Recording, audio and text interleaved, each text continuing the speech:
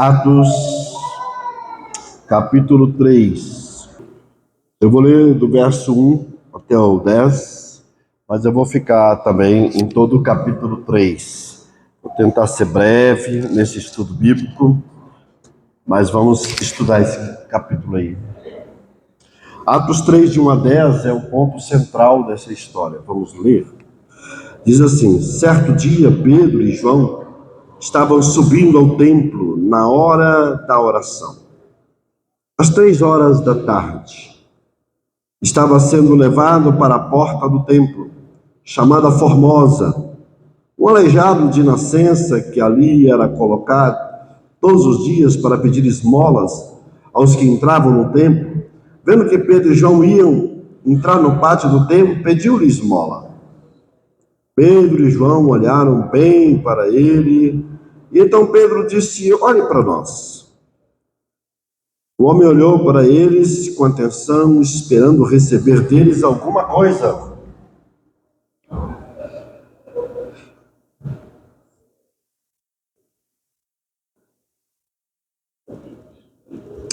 Disse Pedro: não tenho prata nem ouro, mas o que tenho lhe dou. Em nome de Jesus Cristo Nazareno, ande. Segurando pela mão direita, o ajudou a levantar-se. E imediatamente os pés e os tornozelos do homem ficaram firmes. E de um salto pôs em pé e começou a andar. Depois entrou com eles no pátio do templo, andando, saltando e louvando a Deus. Quando todo o povo o viu andando e louvando a Deus, reconheceu que era o mesmo homem que costumava mendigar sentado à porta do templo, chamada Formosa. Todos ficaram perplexos e muitos admirados com o que lhe tinha acontecido. Pai bendito, essa é a tua palavra, a palavra do Senhor. Querido Deus, o que eu peço é que esta palavra, Atos 3, seja de fato uma mensagem rica para os nossos corações. Que ela nos ensine, nos repreenda, nos corrija e nos eduque. É que eu lhe peço em nome de Jesus. Amém. Os irmãos podem se assentar. O texto de hoje, Atos capítulo 3, é um capítulo que vai até o verso 26. Atos 3, de 1 a 26. É onde a gente vai focar a nossa reflexão. E o título que eu dei para essa mensagem é Uma Igreja em Movimento. Essa mensagem é a quarta mensagem da série Atos dos Apóstolos, que nós estamos pregando e estudando com os irmãos aqui na igreja. E eu escolhi para esse capítulo o título Uma Igreja em Movimento. Por quê? Porque a igreja nasceu. Capítulo 1 de Atos dos Apóstolos, vemos a preparação para o nascimento da igreja, uma igreja que aprendeu a depender do Espírito, a renovar a mente e a obedecer ao Senhor. No capítulo 2, nós vemos o mover do Espírito. O Espírito Santo desceu, veio de forma definitiva sobre a igreja, fazendo estrondos, trazendo sinais, línguas de fogo. As pessoas começaram a falar em línguas e todos começaram a entender, revertendo o que aconteceu em Gênesis capítulo 11, quando o Senhor desceu e confundiu as línguas na Torre de Babel. Aqui o Senhor desceu e fez com que tudo que eles falassem era entendido por todas as pessoas que falavam línguas diferentes. Foi um milagre. É como se uma pessoa falasse aqui, o japonês entendesse na sua língua, o outro falasse aqui em hebraico, o aramaico, e o chinês entendesse na sua língua. Todos começaram a compreender. O Espírito estava, de fato, enchendo aquela igreja com poder. A ação do Espírito foi tão maravilhosa que, nesse dia, 3.000 pessoas se converteram. E 3.000 pessoas se batizaram. Frutos do mover do Espírito Santo. E esta igreja, cheia do Espírito, começou a viver de uma forma diferente. Perseveravam na palavra de Deus, tinha comunhão uns com os outros, orava constantemente, cuidava dos necessitados, ninguém passava necessidade, quem tinha necessidade de alguma ajuda, eles ajudavam todo mundo, eles começaram a louvar, começaram a celebrar a ceia, eles reuniam no templo, reuniam na casa, e a Bíblia diz que Deus ia todos os dias acrescentando àquela igreja os que iam sendo salvos. Foi uma coisa maravilhosa. Alguns dizem que foi a igreja mais perfeita da história, a igreja de Jerusalém. Óbvio que nenhuma igreja é perfeita. Toda igreja tem erro, toda igreja tem deficiência, e a gente vai ver que a igreja de Atos tinha erros. Capítulo 5 já mostra esses erros, né? A corrupção entrou dentro da igreja. Capítulo 5 de Atos mostra a corrupção entrando dentro da igreja. Mas essa igreja não podia ficar parada. Essa igreja não podia ficar, vamos ficar aqui adorando, vamos ficar aqui louvando, vamos ficar aqui tendo comunhão uns com os outros. Havia uma festa que eles faziam, que era chamada Festa Ágape, onde as pessoas traziam comida, né? Cada um trazia um prato, o outro trazia outro, e aí eles repartiam aquelas comidas, e era uma festa maravilhosa de comunhão, e eles poderiam falar, queremos ficar aqui, mas o Senhor não queria que aquela igreja ficasse parada, porque o propósito de Deus é movimentar a igreja. Como diz o grande teólogo e mártir alemão Dietrich Bonhoeffer, a igreja só é igreja quando ela existe para os outros, quando ela existe para o mundo. O Senhor disse, eu quero vocês na rua, quero vocês nas praças, eu quero vocês andando para todos os lados. Eu quero vocês fazendo diferença. Ou seja, o propósito de Deus é ter uma igreja em movimento. E é isso que eu quero mostrar para vocês aqui nesse texto do capítulo 3. O que é uma igreja em movimento? O que é uma igreja que se movimenta? Primeiro, é uma igreja que caminha em oração. É uma igreja em movimento? É uma igreja que caminha em oração. O verso 1 já diz assim: certo dia Pedro e João estavam subindo ao templo na hora da oração, às 3 horas da tarde. Os judeus dividiam o período da seguinte maneira: hora terceira, 9 horas da manhã, hora sexta, meio-dia, hora nona, 3 horas da tarde. Então, Pedro e João foram orar. Aqui não diz que a igreja toda foi orar. Diz que eles foram orar. Foram ao templo.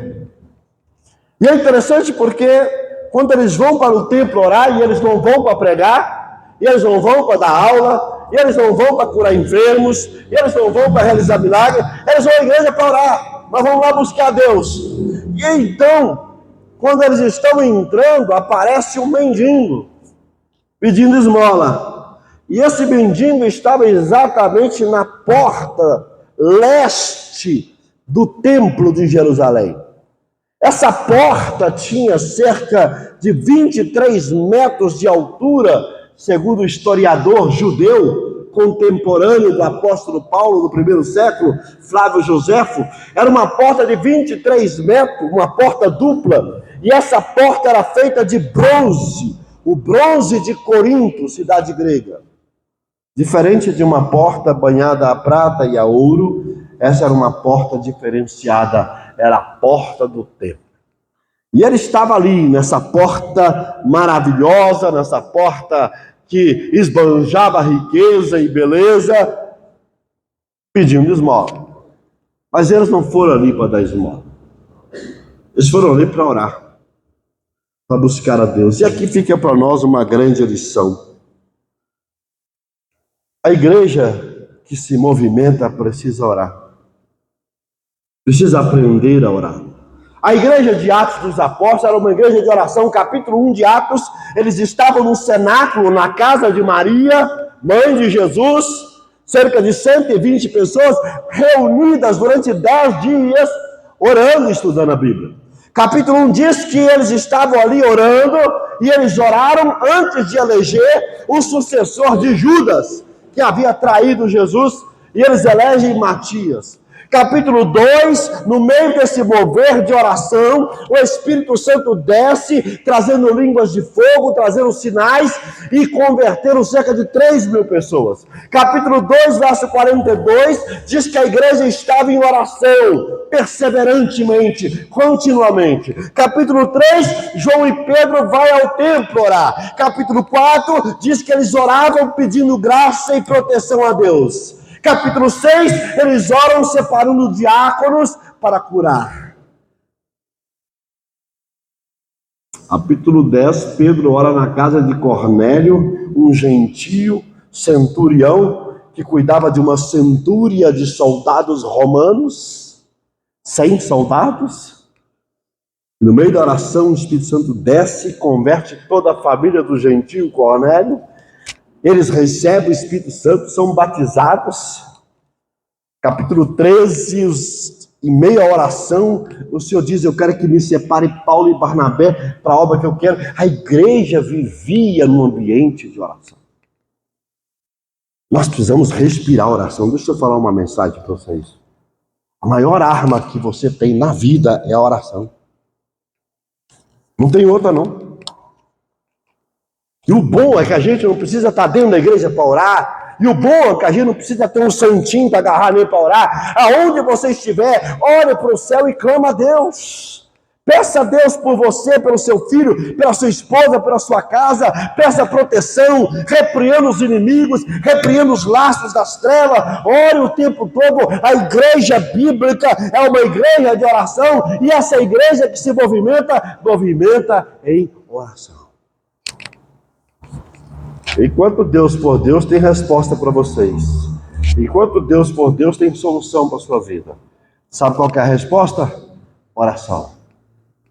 A Bíblia diz: pedi, dar-se-vos-á, buscai, encontrarei, batei, abrir-se-vos-á. Mateus capítulo 7, a Bíblia está dizendo: clama. A Bíblia diz qual o pai que pede, o filho que pede ao pai o pão, e o pai vai dar para ele uma pedra. Pede um peixe, ele vai dar uma serpente. O pai vai dar o melhor para o seu filho. Então peça. A oração do Pai Nosso já começa ensinando a gente a orar ao Pai, que é o nosso Pai, que cuida de nós, e diz: peça, clame a Deus. A igreja em movimento é uma igreja que segue orando. Posso ouvir amém? Você crê na oração? A igreja de hoje está em busca de melhores métodos. Marketing, estratégia para crescer. As igrejas de hoje estão em busca de melhores estratégias. As igrejas de hoje estão em busca de melhores filosofias. Mas Deus está buscando homens de oração. Só isso. A rainha da Elizabeth, certa feita, disse sobre John Knox, um escocês: eu tenho mais medo desse homem de joelho do que o exército do mundo inteiro junto. A rainha da Inglaterra, que é evangélica, os ingleses são tradicionalmente protestantes, tem mais medo de um homem de joelho do que qualquer coisa. A chave da igreja é orar. Nós precisamos de melhores homens de oração, melhores mulheres de oração, não melhores filosofias, melhores métodos. Não precisamos de um coach nos ensinando o que fazer e o que não deve fazer. Precisamos de mais gente de joelho, com o coração quebrantado. O Deus que eu sirvo, o Deus que você serve, Ele ouve orações. Posso ouvir amém? Mas em segundo lugar, o que é uma igreja em movimento? Primeiro, é uma igreja que caminha em oração. Busque oração. Mas em segundo lugar, o que é uma igreja em movimento? É uma igreja que enxerga a miséria do mundo. É interessante porque os apóstolos chegaram ali, naquela porta, e se depararam com o quê? Um aleijado. Um coxo, na versão antiga da Bíblia. Um paralítico. O que esse coxo está fazendo aqui? Por que Deus colocou esse coxo no caminho de João e no caminho de Pedro?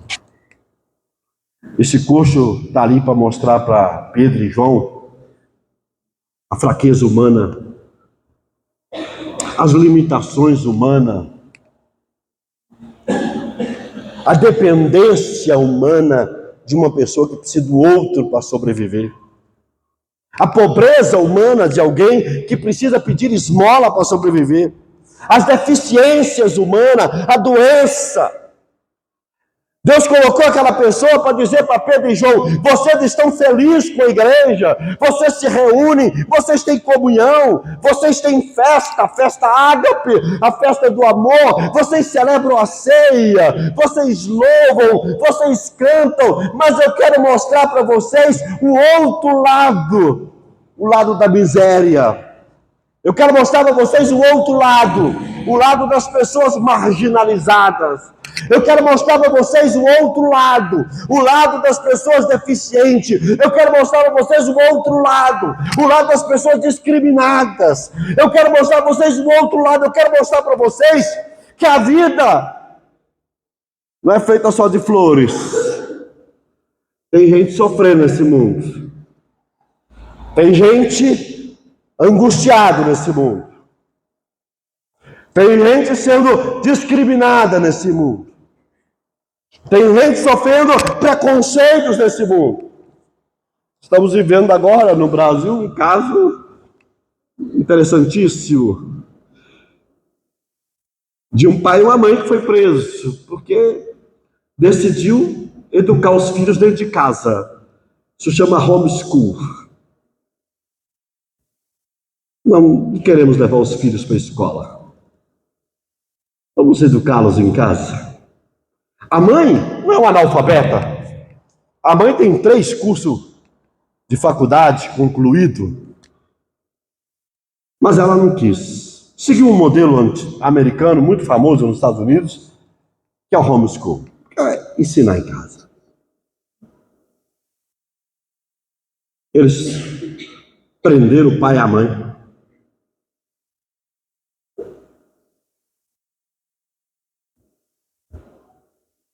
$50.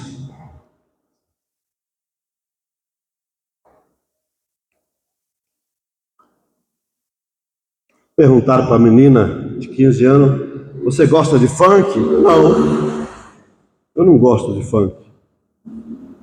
Você está negando um aspecto da cultura do nosso país. Funk é cultura. Como que uma pessoa nega a cultura do Brasil, que é funk? Condenado. A menina ficou 2 horas sendo interrogada. Uma criança que lê 30 livros por ano.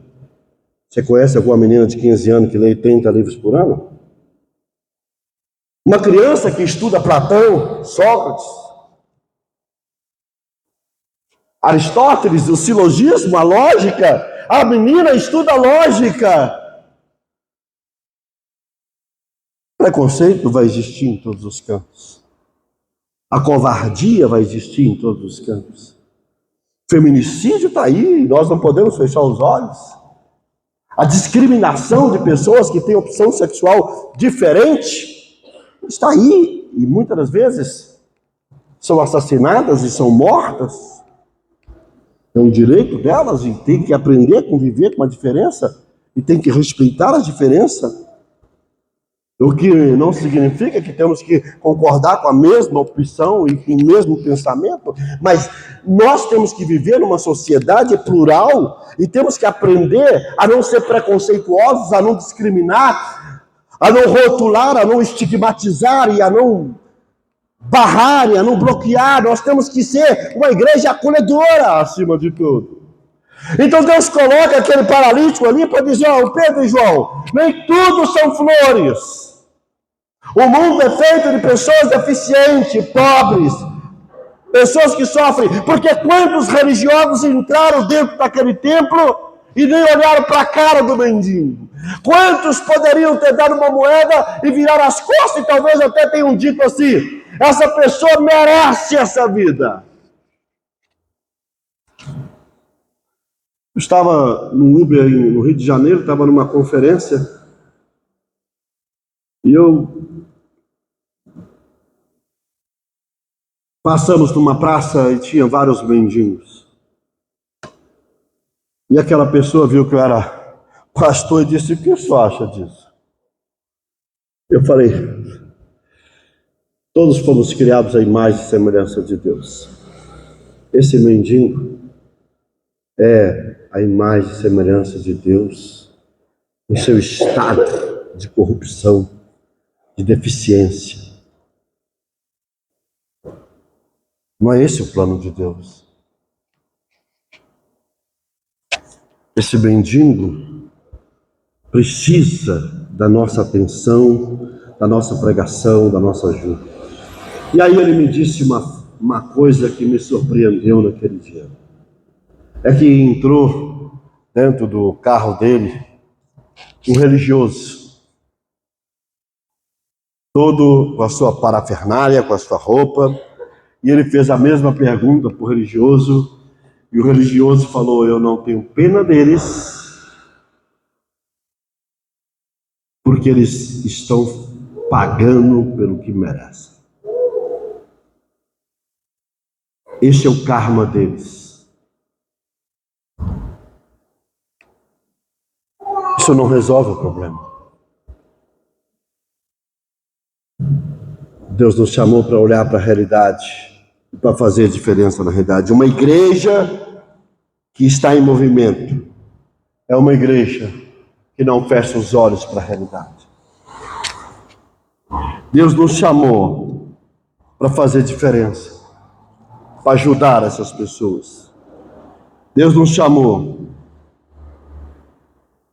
para poder abrir os olhos e ver que há muitas pessoas nesse mundo precisando da gente. Certa feita, Pedro estava com Jesus, Tiago e João no monte. A glória de Deus se manifestou. Jesus ficou totalmente reluzente, transfigurado. Quando Moisés aparece, Elias aparece, qual foi a palavra do Pedro? Ô mestre, vamos fazer aqui para nós 3 tendas. Uma para nós, uma para Moisés e outra para Elias. A gente vai ficar por aqui. Por que o Pedro disse isso, queridos irmãos? Porque ali estava no céu. Ali estava no paraíso. Eles tiveram a oportunidade de ver Jesus num estado de glória. Jesus estava transfigurado. Vamos ficar aqui. Vamos aproveitar esse momento gostoso. Na mesma hora a visão sumiu. A realidade voltou. E ele disse: vamos descer. Perguntam os queridos irmãos, o que tinha no pé do monte quando Jesus voltou? Um pai lutando com uma criança que estava possessa por um espírito maligno, e esse espírito fazia jogar ela no fogo, jogava ela na água, tentando matar aquela criança, e os outros discípulos não puderam libertar aquela criança. Jesus foi lá, expulsou o demônio e libertou aquela criança. Sabe qual que é a mensagem que Jesus quis ensinar ali? Enquanto vocês querem ficar lá no templo, orando, cantando, buscando a Deus, lá no pé do monte tem pessoas precisando de ajuda. Ser libertas, serem curadas, serem transformadas. É muito fácil a gente ficar aqui cantando, estudando a Bíblia como estamos agora. Mas e lá fora? E os que estão lá precisando de ajuda? O que vamos fazer? Nós temos que pensar, queridos irmãos, que a solução está diante de nós. Terceiro lugar, o que é uma igreja em movimento? Primeiro, é uma igreja que caminha em oração. Segundo, uma igreja que enxerga a realidade das pessoas em volta. Terceiro, uma igreja que confia no nome de Jesus.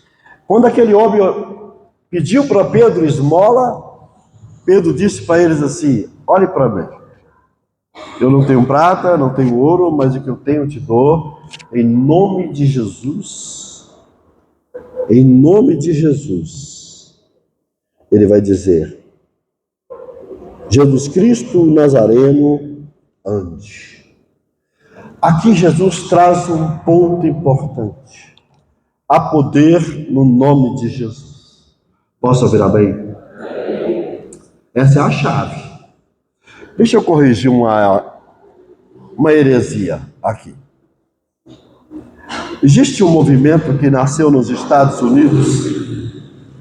Um dos pais desse movimento chama Kennedy Reagan. O movimento chama Movimento da Confissão Positiva. Esse movimento, eles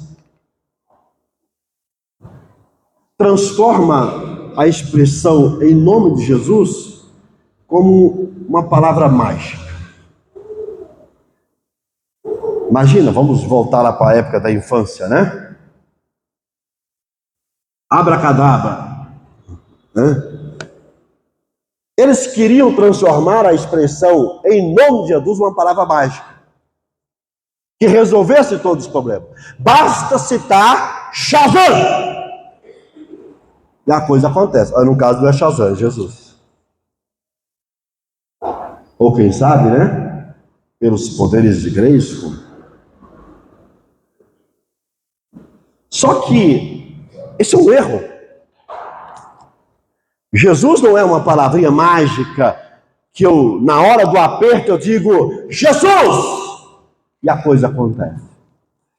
O que o texto está ensinando não é transferir para a palavra Jesus um poder mágico, místico, esotérico, capaz de desfazer coisas e fazer coisas. Diga o nome de Jesus e você vai comprar o que você quiser. Fale em nome de Jesus e você vai ser curado. Fale em nome de Jesus e as portas vão abrir. Fale em nome de Jesus e a porta vai fechar. Fale em nome de Jesus e vai cair dinheiro do céu. Você vai ser próspero. Não, não, não. O nome de Jesus não é para isso. Dizer em nome de Jesus, eles estavam dizendo outra coisa. Eles estão dizendo, aquele que nos autorizou a pregar o Evangelho, a curar os enfermos, aquele que nos autorizou a ensinar a palavra em nome dele, do que ele conquistou na cruz, da morte, da ressurreição, da exaltação, em nome do todo da obra dele, eu te digo, levanta.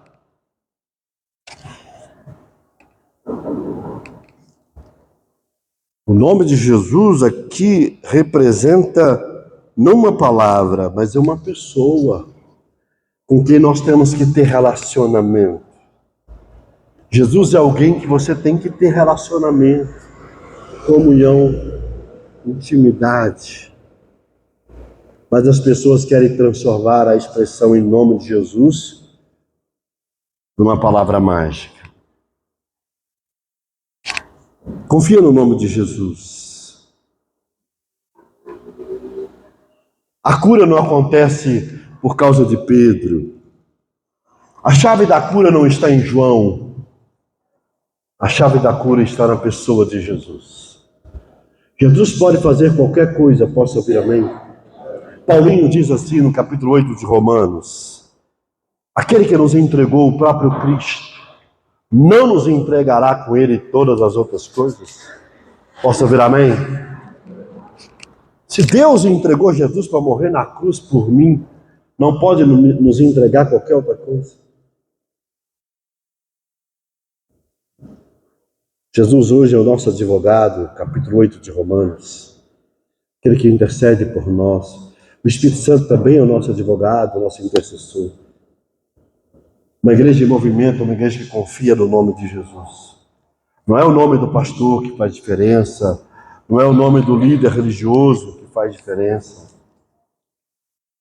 É o nome de nosso Senhor Jesus. Mas não cite o nome de Jesus como palavra mágica.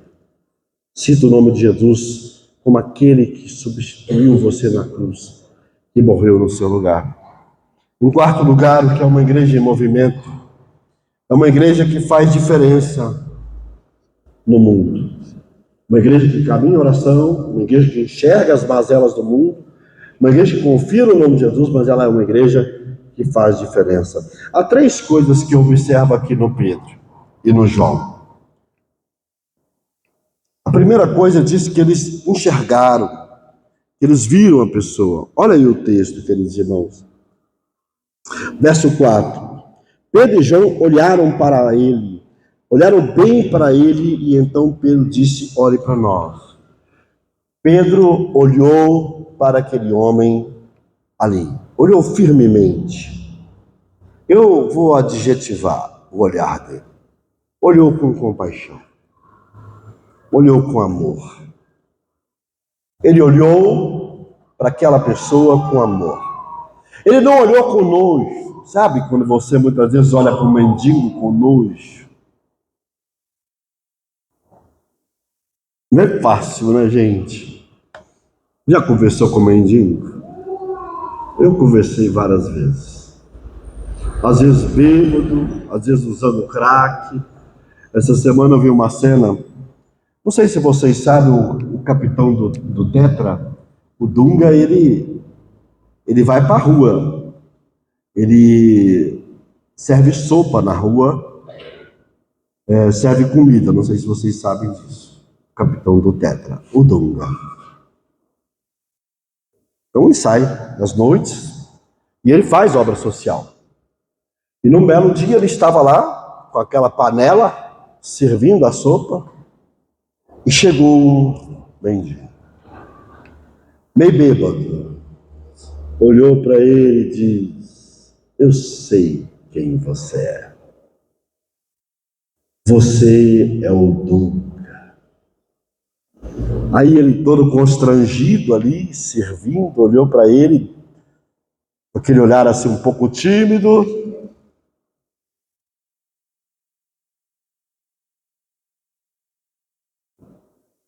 Sorriso acolhedor.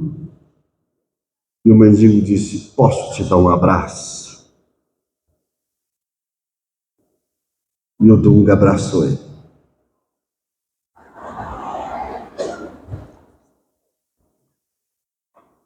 Às vezes a gente olha para as pessoas com nojo.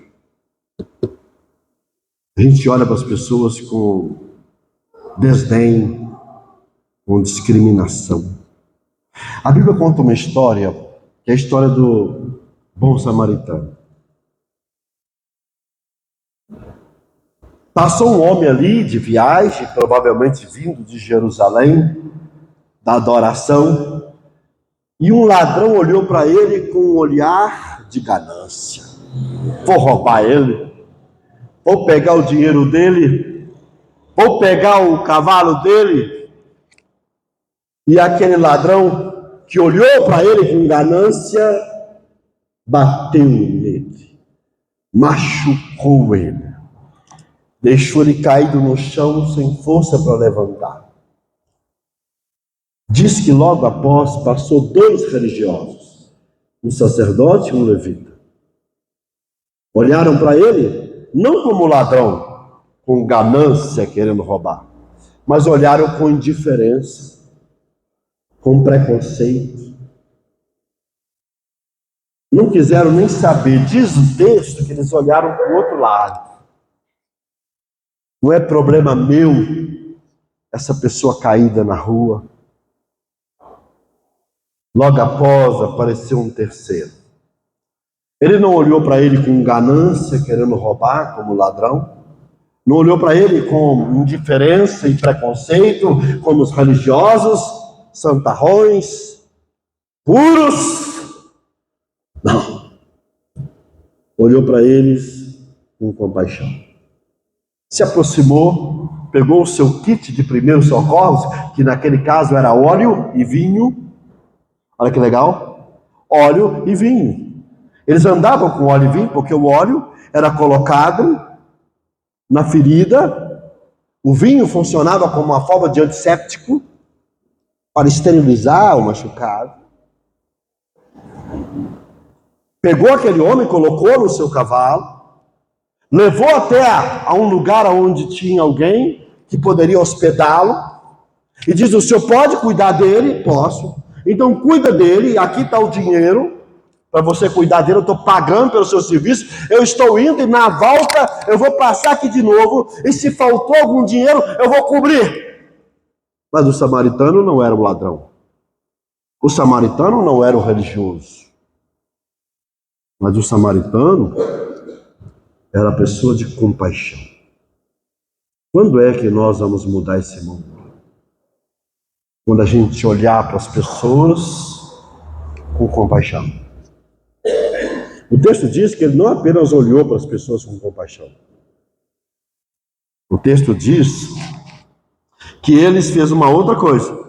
Ofereceu para aquela pessoa o que ele tinha de melhor. Ele falou: eu não tenho prata, eu não tenho ouro, mas o que eu tenho, eu te dou. Em nome de Jesus, levanta e anda.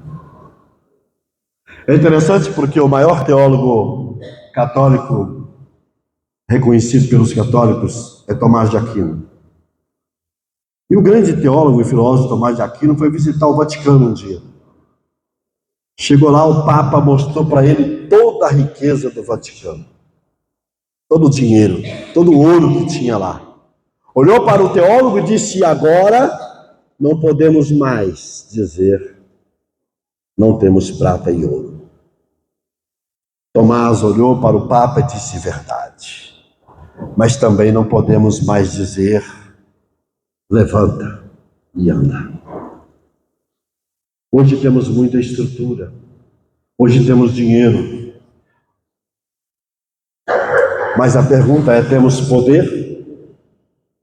Hoje temos recursos, mas temos esse poder para ajudar e transformar as pessoas?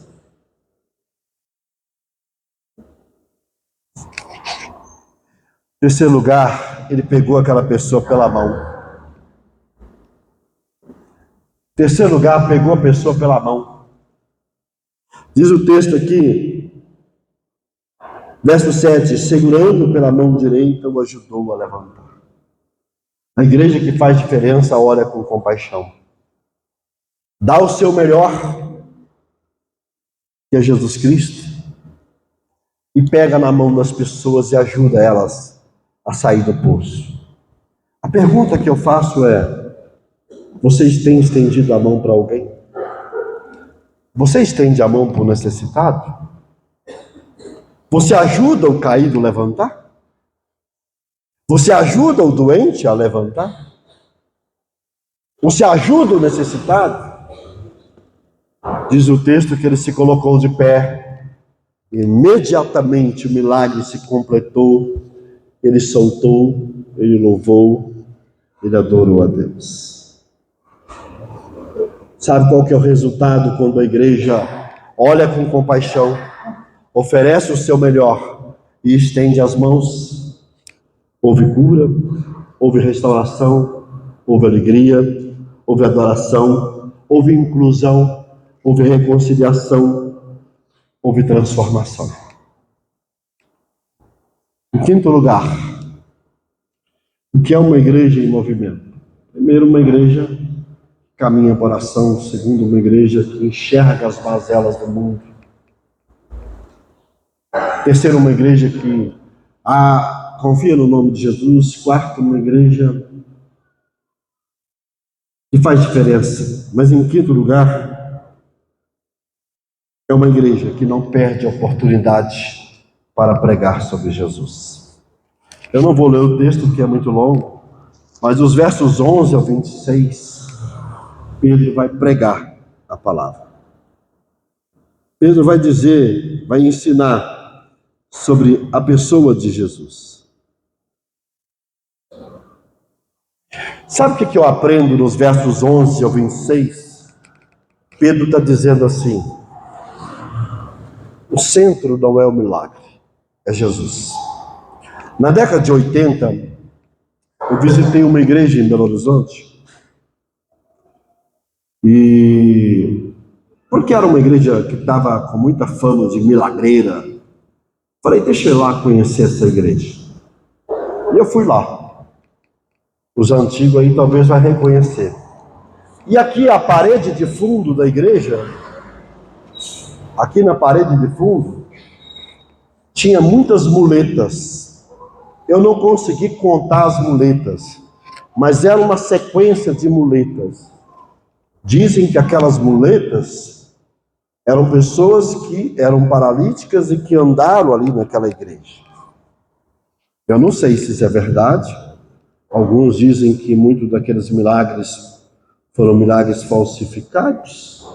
Porém, não vai ser eu que vou julgá-los. O julgamento pertence a Deus. Então, não vou julgá-los.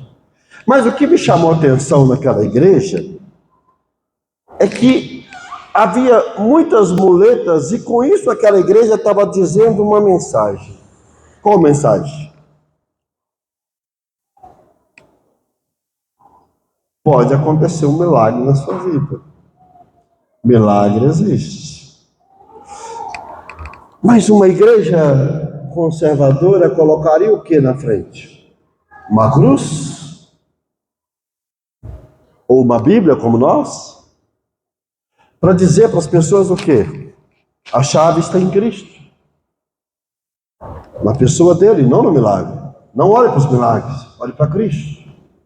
Aqui dizemos, não olhe para os milagres, olhe para Cristo, olhe para a palavra de Cristo, estudar, viver, ensinar a Bíblia, ensinar o que Cristo falou. Então, o cerne não pode estar no milagre. Muitas igrejas fazem campanhas e propaganda de milagres. Venha para ser curado, venha para ser liberto, venha para ser transformado, venha para ter o seu casamento restaurado. Mas esta não é a mensagem. A mensagem é: arrependa-te dos seus pecados e confie em Jesus. Essa foi a mensagem de Pedro. Pedro não convidou as pessoas para serem curadas. Pedro não convidou, olha, o paralítico está andando, mais alguém? Tem mais alguém? Não. Ele convida as pessoas a se arrepender dos seus pecados, porque o cerne da mensagem da igreja não é que Jesus pode fazer milagre, mas é que Jesus pode salvar. Ele disse: eu sou o caminho, a verdade e a vida. Rapidamente, olha algumas características do sermão de Pedro aqui nesse texto. Primeiro, Pedro nega a glória pessoal. Pedro vai dizer: olha, não sou eu fiz nada, é Cristo. Não olhe para mim, olhe para Cristo. Quando Pedro chegou na casa de Cornélio, capítulo 10, o Cornélio se colocou de joelho para adorar Pedro. Pedro, opa, levanta. Não sou eu, sou Cristo. Joãozinho disse assim, às margens do Rio Jordão: importa que eu diminua e que ele cresça. Olhe para Jesus, por favor. Não olhe para mim. Verso 12 ao 13, Pedro nega qualquer glória pessoal. Verso 16, Pedro enfatiza o nome de Jesus como aquele que pode curar, salvar, libertar. Verso 17 ao 19, ele faz um apelo para que as pessoas se arrependam e se convertam. Ele diz: olha, arrependam dos seus pecados. A palavra arrependimento no grego é metanoia, mudança de mente, de sentimentos e de vontade. Verso 20 ao 26, ele fala da promessa messiânica, do cumprimento profético. Ou seja, ele fala de Jesus como servo de Deus, como santo e justo, como autor da vida, Messias prometido, profeta anunciado por Moisés. Ou seja, Pedro está dizendo: a coisa mais importante é Jesus. Muitas pessoas oferecem o evangelho de melhorar a vida, mas o evangelho de Jesus é de transformar a vida, de dentro para fora. Último lugar, o que é uma igreja em movimento? É uma igreja que colhe os frutos do seu trabalho. É isso que nós vamos ver aí. Se nós olharmos o capítulo, versículo 7 ao 8, primeiro fruto, o coxo foi curado. Se nós olharmos o capítulo 4, verso 4, capítulo 4 é uma sequência. Capítulo 4, verso 4 diz que muitas pessoas se converteram. Capítulo 2 de Atos, 3.000 pessoas converteram. Capítulo 4, 4, 5.000 pessoas agregaram a igreja. Pararam para pensar? Tudo fruto desse dia aqui do milagre do coxo na Porta Formosa. 5.000 pessoas creram no Evangelho. Uma igreja que prega Jesus, ela vai colher resultados, vai haver curas. Pessoas vão ficar admiradas e perplexas. Muitos ficaram admirados, muitos ficaram perplexos, verso 9 ao 10. Verso 9 ao 10, muitos ficaram admirados e perplexos com o poder de Deus. Muitos se converteram, 4:4, ou seja, Deus quer transformar vidas. Posso ouvir amém? Uma igreja em movimento é, sem dúvida nenhuma, queridos irmãos, uma igreja que ora, uma igreja que enxerga a miséria humana, que confia no nome de Jesus, que faz diferença no mundo, que anuncia Jesus e que colhe frutos para a glória de Deus. A palavra que eu deixo para essa igreja do nosso estudo aqui hoje é: somos uma igreja que está em movimento ou somos uma igreja que está parada? Pense nisso. Domingo que vem vamos ter batismo. É uma igreja em movimento. A igreja não pode parar. A gente tem que batizar pessoas. A gente tem que caminhar para frente. Posso ouvir amém, igreja? Convido a todos a se colocarem de pé.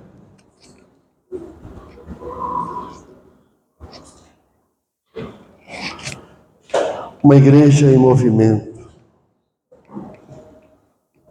Feche os teus olhos. Querido Deus e Pai, somos gratos ao Senhor